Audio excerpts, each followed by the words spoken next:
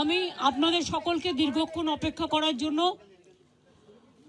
আমি নিজে ক্ষমা চেয়ে নিচ্ছি, কিন্তু আমাদের মিটিং চলেছে প্রায় 6টা থেকে 12টা, মানে 6টা থেকে প্রসেস শেষ হতে এখন ঘড়িতে কটা বাজে? 12টা বাজে 10 মিনিট বাকি। জাস্ট 5 মিনিট আগে আমাদের জুনিয়র ডাক্তারদের টিমটা বেরিয়ে গেল। ওনাদের পক্ষ থেকে 42 জন সাইন করেছেন। এখানে আপনারা দেখতে পাচ্ছেন মনোজ পন্ত আমাদের পক্ষ থেকে chief secretary, government of West বেঙ্গলের পক্ষ থেকে মিনিটসে সই করেছেন, এবং ডাক্তারদের পক্ষ থেকে, জুনিয়র ডাক্তারদের পক্ষ থেকে 42 জনের প্রত্যেকেই তারা তাদের সিগনেচার করেছেন।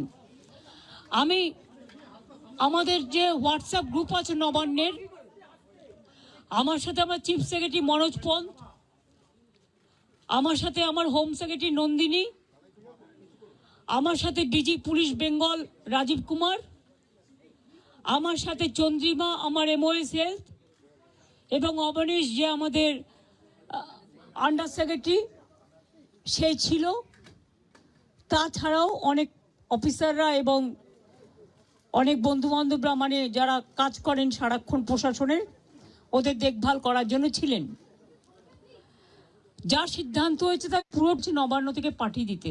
ডিটেলস আমি অভিনন্দন জানিয়েছি যে তারা আজকে এসছেন এবং বসেছেন বলে, এবং আমরা উভয় পক্ষই খুশি যে আমরা এতক্ষণ ধরে বিস্তারিত আলোচনা করতে পারলাম বলে।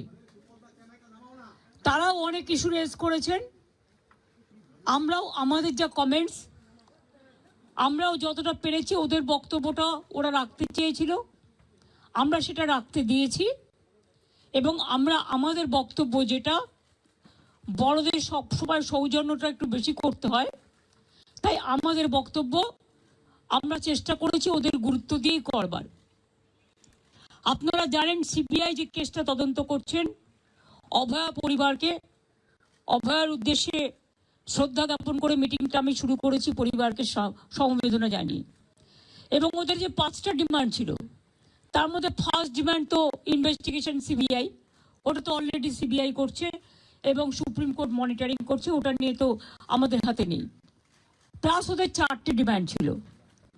4টে ডিমান্ডের মধ্যে যেটা ছিল, যে মেল ওরা আমাদের করেছে, একটা হচ্ছে 3টে নাম দিয়েছিল ফ্রম হেলথ ডিপার্টমেন্ট, একটা ডিএমই, একটা ডিএইচএস, আর একটা হেলথের প্রিন্সিপাল সেক্রেটারি। আমরা ওদের বোঝালাম যে একসাথে যদি পুরো ঘরটা খালি করে দেওয়া যায় তাহলে অ্যাডমিনিস্ট্রেশনটা চলবে কি করে। সুতরাং আমরা ওদের কথা মতো ডিএমএ এবং ডিএইচএসকে সরাবার সিদ্ধান্ত নিয়েছি, এবং তাদের সম্মানজনকভাবে, এর থেকে উচ্চ পোস্ট ওদের আর কিছু হয় না। তো যাই হোক, যে একজন ডিএমই হতে পেরেছে বা ডিএইচএস হতে পেরেছে, এবং তারা যথেষ্ট জাস্ট হয়েছে, নতুন বেশি দিন হয়ওনি, কিন্তু যেহেতু ছাত্রছাত্রীরা বলছেন ওদের প্রতি আমাদের আস্থা নেই, তাই তাদের ব্যাপারটাকে গুরুত্ব দিয়েছি।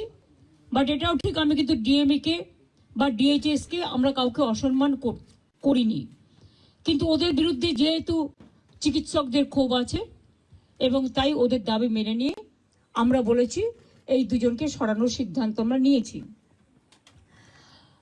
3 নম্বর হচ্ছে ওদের যেটা ডিমান্ড ছিল 4 নম্বর, 3টের মধ্যে 2টো করলাম।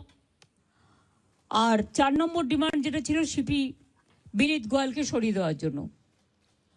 বিনীত গোয়েল ওদের কাছে নাকি আগেই স্বীকার করেছিল, যেটা ওরা মিটিংয়ে বললেন, যে আমি পদত্যাগ করতে চাই, কারণ আমার মনে হচ্ছে তোমরা যখন আমার প্রতি আস্থা রাখতে পারছো না, তোমাদেরও যেমন পরিবার পরিজন আছে আমারও আছে, এটা ওরা আমাকে মিটিংয়ে বলল।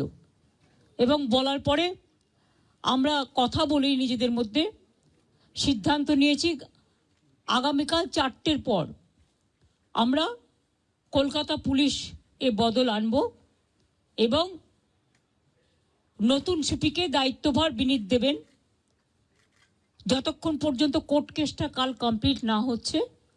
4টের পর আমরা টাইম দিয়েছি।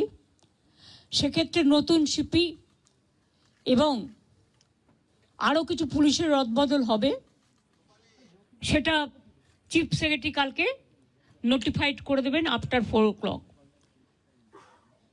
এবং বিনীত যেখানে কাজ করতে চেয়েছে সেখানেই তাকে দেওয়া হয়েছে।